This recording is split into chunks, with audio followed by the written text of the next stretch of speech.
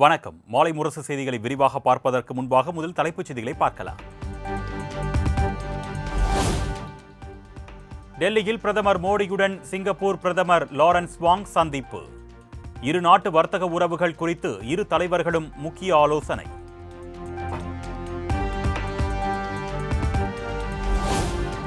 சிறந்த கல்வி நிறுவனங்களுக்கான NIRF தரவரிசை பட்டியலில் சென்னை IIT முதலிடம். பொறியியல் கல்வி நிறுவனங்களில் தொடர்ந்து 7வது ஆண்டாக சென்னை IIT முதலிடம்.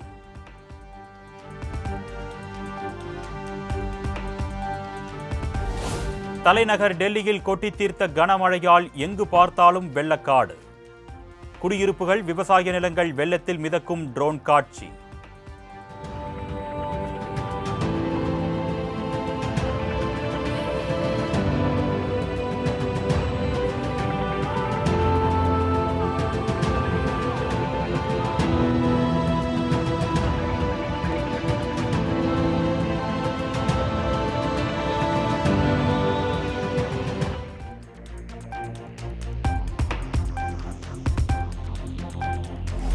டெல்லியில் வெள்ளத்தில் மிதக்கும் தாழ்வான பகுதி குடியிருப்புகள். பாதிக்கப்பட்ட மக்களை ரப்பர் படகு மூலம் மீட்டு வரும் பேரிடர் படை வீரர்கள்.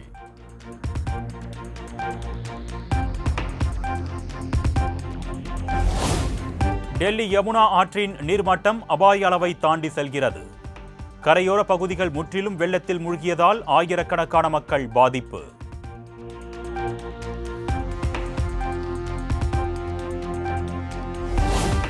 வரலாறு காணாத கனமழையால் வெள்ளத்தில் தத்தளிக்கும் தலைநகர் டெல்லி. குடியிருப்புகளை வெள்ளம் மூழ்கடித்திருப்பதால் லட்சக்கணக்கான மக்கள் பாதிப்பு.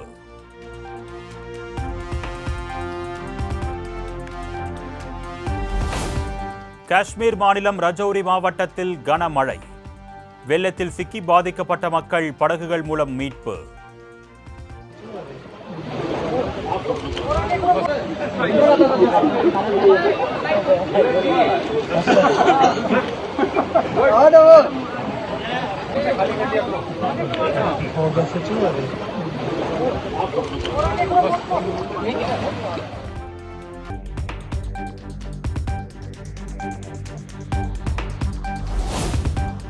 பஞ்சாபை புரட்டி போட்ட பெருமழை காரணமாக பேரிடர் பாதித்த மாநிலமாக அறிவிப்பு. இதுவரை வெள்ளத்தில் சிக்கி 37 பேர் உயிரிழந்ததாக மாநில அரசு அறிவிப்பு.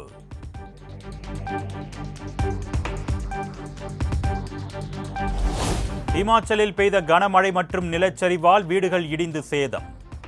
இடிபாடுகளை அகற்றி மீட்பு பணியில் ஈடுபட்டு வரும் பேரிடர் படை வீரர்கள்.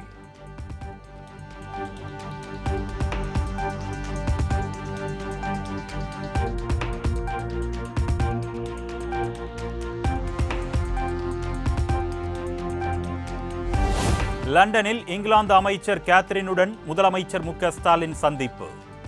தமிழ்நாடு இங்கிலாந்து கூட்டாண்மையை மேம்படுத்துவது குறித்து விவாதித்ததாக எக்ஸ் தளத்தில் பதிவு.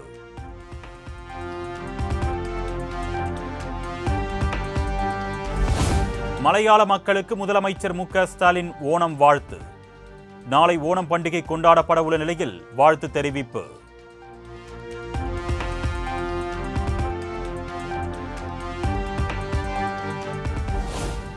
GST வரி விதிப்பில் 12 மற்றும் 28 ஆகிய வரி விகிதங்களை நீக்கம் செய்ய GST கவுன்சில் கூட்டத்தில் ஒப்புதல்.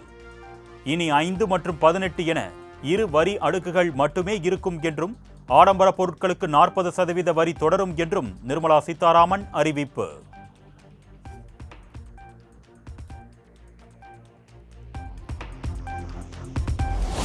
பால், பன்னீர், பிரெட், சப்பாத்தி போன்ற உணவுப் பொருட்களுக்கு GSTயில் இருந்து விலக்கு.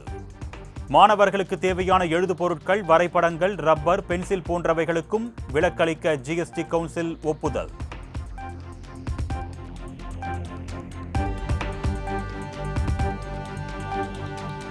தற்போது மேற்கொள்ளப்பட்டுள்ள GST சீர்திருத்தம் பொதுமக்களின் வாழ்க்கை தரத்தை மேம்படுத்தும் என்று பிரதமர் நரேந்திர மோடி நம்பிக்கை. சிறு வணிகங்களை எளிதாக்குவதை உறுதி செய்யும் என்றும் கருத்து.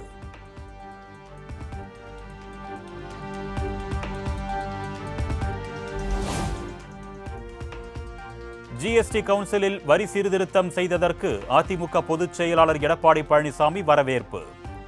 வரலாற்று சிறப்புமிக்க முடிவுகளை முழு மனதுடன் வரவேற்பதாக கருத்து.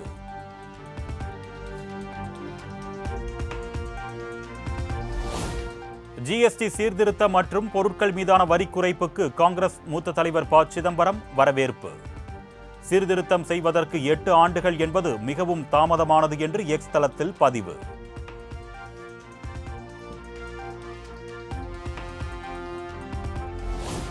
சென்னை உயர்நீதிமன்றத்திற்கு வெடிகுண்டு மிரட்டல் விடுக்கப்பட்டதால் திடீர் பரபரப்பு. சென்னை உயர்நீதிமன்ற வளாகம் முழுக்க காவல்துறையினர் தீவிர சோதனை.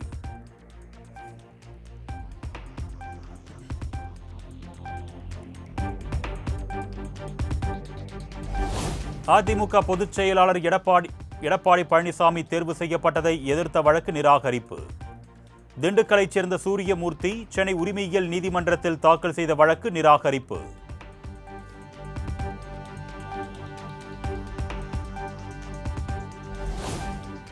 நியாயம் கேட்ட அப்பாவி முதியவர் மீது தாக்குதல் நடத்துவதா என்று பாமக தலைவர் அன்புமணி கண்டனம். உங்களுடன் ஸ்டாலின் முகாம் உதவுவதற்கா அல்லது அடித்து உதைத்து விரட்டுவதற்கா என்றும் கேள்வி.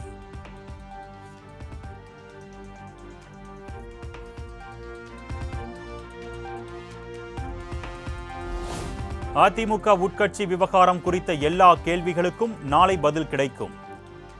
அதிமுக முன்னாள் அமைச்சர் கே.ஏ. செங்கோட்டையன் பேட்டி.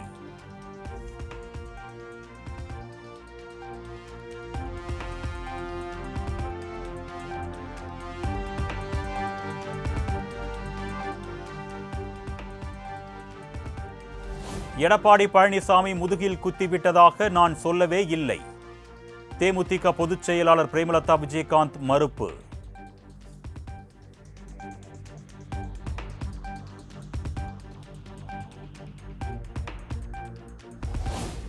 தருமபுரி மாவட்டம் பாலக்கோடு அருகே அரசு பேருந்தை சிறைப்பிடித்து பள்ளி மாணவர்கள் போராட்டம். பள்ளிக்கு செல்வதற்கு சரியான நேரத்தில் பேருந்துகள் இயக்கப்படுவதில்லை என்று குற்றச்சாட்டு.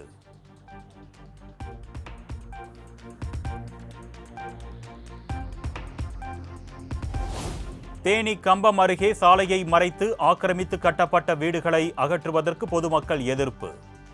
போலீஸ் பாதுகாப்போடு ஆக்கிரமிப்பு கட்டிடங்களை ஜேசிபியை வைத்து இடித்து அகற்றிய நெடுஞ்சாலைத்துறை அதிகாரிகள்.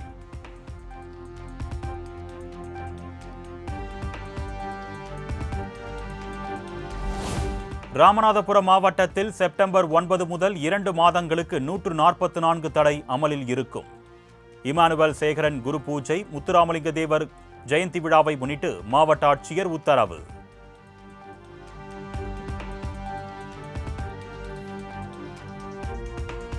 கேரளாவில் நாளை ஓணம் பண்டிகை கொண்டாடப்படுவதால் தூத்துக்குடி விசைப்படகு மீனவர்கள் கடலுக்கு செல்லவில்லை. மீன்களுக்கு உரிய விலை கிடைக்காதது என்பதை கருதி மீன்பிடிக்க செல்லாததால் 10,000த்திற்கும் மேற்பட்ட மீனவர்கள் வாழ்வாதாரம் பாதிப்பு.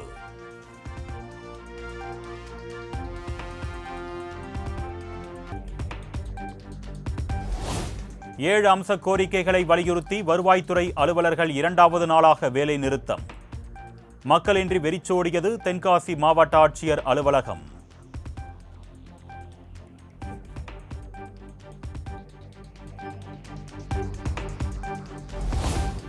சிவகங்கை அருகே அக்காள் தம்பி உறவுமுறை கொண்ட இருவர் அடுத்தடுத்து தூக்கிட்டு தற்கொலை. உடல்களை கைப்பற்றி சிவகங்கை தாலுகா காவல்துறையினர் விசாரணை.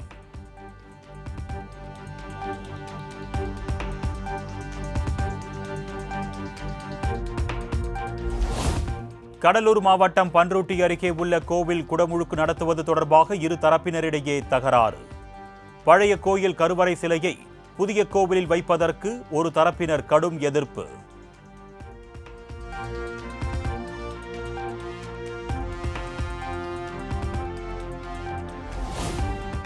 சென்னை சூளையில் உள்ள அங்காளம்மன் கோவிலில் வெகு விமர்சையாக நடைபெற்ற குடமுழுக்கு விழா.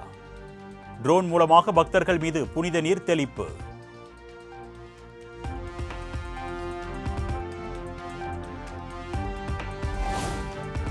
பரமக்குடி ஆதி முத்துமாரியம்மன் ஆலய முளைப்பாரி விழா. 1000த்திற்கும் மேற்பட்ட பெண்கள் கும்மி அடித்து கொண்டாட்டம்.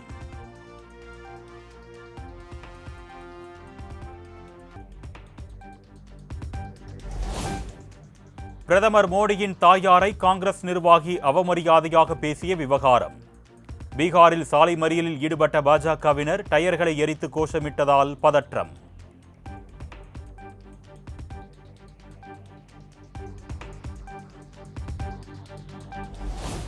ஒடிஷா மாநிலம் ராஜ்கங்பூர் பகுதியில் ரயிலில் அடிபட்டு யானை படுகாயம்.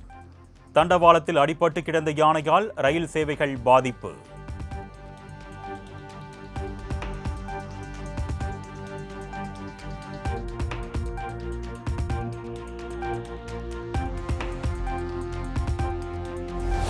பிரபல கிரிக்கெட் வீரர் ஷிகர் தவானுக்கு அமலாக்கத்துறை சம்மன்.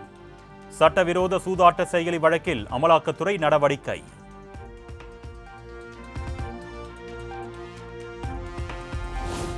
யுக்ரைன் ரஷ்யா போர் விவகாரத்தில் அமெரிக்க அதிபர் ட்ரம்ப் செயல்பாடுகளில் திருப்தி இல்லை என்று புட்டின் கவலை.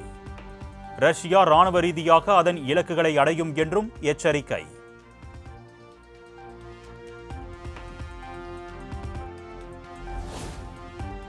செப்டம்பர் 8 மற்றும் செப்டம்பர் 9 ஆகிய நாட்களில் தமிழகத்தின் ஒரு சில மாவட்டங்களில் கனமழைக்கு வாய்ப்பு.